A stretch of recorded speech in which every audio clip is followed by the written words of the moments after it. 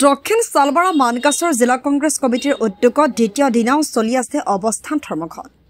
হাতশিঙিমাৰী bus আস্থানত গৰাখহনীয়া প্ৰতিৰোধৰ দাবীত যোৱাকালি পুৱা প্ৰায় 10 মান বজাৰ পৰা আজি পৰ্যন্ত চলি আছে কংগ্ৰেছ কৰ্মীৰ প্ৰতিবাদ। বিজেপি সৰকাৰ হায় হায় হায় হায় হায় হায় গৰাখহনীয়া বন্ধ কৰক বন্ধ কৰক বন্ধ কৰক প্ৰশাসন হায় হায় হায় হায় হেমন্ত বিশ্ব শৰ্মা ডাঙৰীয়া হায় হায়।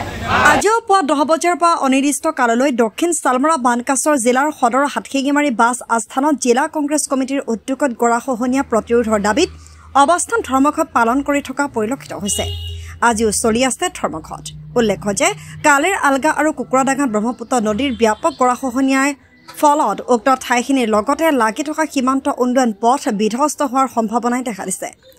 এই সন্দৰ্ভত কংগ্ৰেছ দলৰ যুৱ নেতা মহিবুৰ ৰহমান বাপিয়ে কয় যে উক্ত ঠাইখিনিত স্থায়ীভাৱে প্ৰতিৰোধৰ ব্যৱস্থা নকৰিলে কংগ্ৰেছ দলে অৱস্থান ধৰ্মঘট চলাই থাকিব বুলি সংবাদ মাধ্যমৰ আগত মন্তব্য কৰে।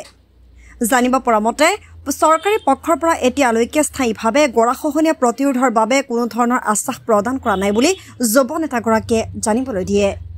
আজি আমাৰ দ্বিতীয় দিন চলি আছে। কালি ৰাতিপুৱা 10টা বজাৰ পৰা আৰম্ভ হৈছে। আমি যেতিয়ালৈকে সমাধান নাপাওঁ তেতিয়ালৈকে আমাৰ ধৰ্মঘট চলি থাকিব। আৰু যেটো খবৰ পালোঁ যে ৰাস্তাৰ ওচৰত নদী এতিয়াও ভাঙি আছে, গতিকে আমি আশাবাদী যে বিভাগীয় কৰ্তৃপক্ষ তথা আমাৰ ডিসি ডাঙৰীয়াই নিশ্চয় ব্যৱস্থা ল'ব, কিন্তু কিমান ক্ষিপ্ৰতাৰে ব্যৱস্থা লয় তাৰ কাৰণে আমি প্ৰেছাৰ দি আছোঁ। যেটো মানে হিচাপত কাম চলি আছে তেনেদৰে কাম চলিলে আমি ৰাস্তাটো বচাব নোৱাৰিম। আৰু ৰাস্তাটো যদি এবাৰ ভাঙি যায় তেতিয়াহ'লে আমাৰ গোটেই অঞ্চলটো HM ৰোডৰ পশ্চিম ফালৰ যিখিনি অঞ্চল আছে ইয়াৰ পৰা একদম ঝঞ্ঝনিলৈকে মেঘালয়লৈকে গোটেইখিনি অঞ্চল পানীৰ তলত গুচি যাব।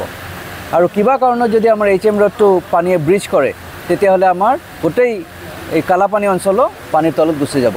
গতিকে কিমান গুৰুত্বপূৰ্ণ এই প্ৰব্লেমটো, সেই প্ৰব্লেমটো আমি বুজাবলৈ বহুদিনৰ পৰা চেষ্টা কৰি আছোঁ, কিন্তু বিভাগীয় কৰ্তৃপক্ষ তথা আমাৰ যিবিলাক মিনিষ্টাৰ কি আছে CM আছে তেখেতসকলৰ এতিয়ালৈকেও কাণসাৰ কৰিব পৰা নাই।